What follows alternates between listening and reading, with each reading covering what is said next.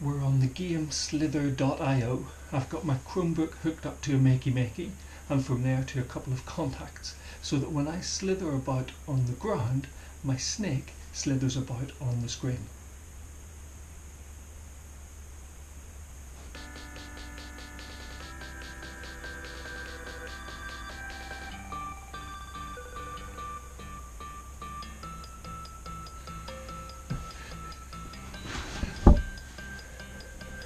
Why do people play computer games? Are you sure you know how to do laser beam special effects? If you don't, that's going to look mighty stupid. Have a listen to this. The broker fee is due on order creation for all non-immediate orders and is based on a percentage of the total order value. Starting at 3% of the order value, the skill broker relations reduces the fee by 0.1% per level. In addition, increased standings with the owner of the MPC station where the order is placed may reduce it by up to another 0.2%, and so on and so on.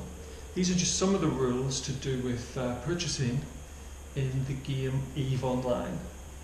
Now, no one could dismiss this as simply fun. So what's really going on? Computer games offer an immediate experience without having to coordinate with other people, without having to phone people up and arrange to meet at the theatre, at the coffee shop, at the sports pitch. The experience they offer can be extremely engaging because of the constant feedback that games are giving. So compare that with your idea of a monotonous job, with a boring job in a factory or an office. You probably imagine repetitive tasks where there is no feedback. No one is coming along saying, this is a good job. No one is coming along saying, we really care about what you're doing. And of course, with computer games, the rules are consistent. So again, imagine a job, it might be your own job. The people who did these activities this year got promoted. That does not mean that if you do those same activities next year that you will get promoted, and you know that. The rules are constantly changing, the goalposts are constantly changing, but games are not like that. The rules might be complicated, but you know what they are, and if you follow them, you will level up. Now, these characteristics allow games to satisfy psychological needs that humans have an inbuilt motivation to seek out. And the first of these is competency. Playing a computer game allows you to master a skill, and it allows you to become good at something that something similar in the world outside of computer games would take a lot more time and effort. So for instance, becoming good at most games takes a lot less effort than becoming good at, let's say, playing the piano or learning to cook. Now, there are exceptions to that, and if you were playing computer chess, that wouldn't apply, but for most games you can master a skill with less effort than it takes to master a skill outside of the game. The second is autonomy.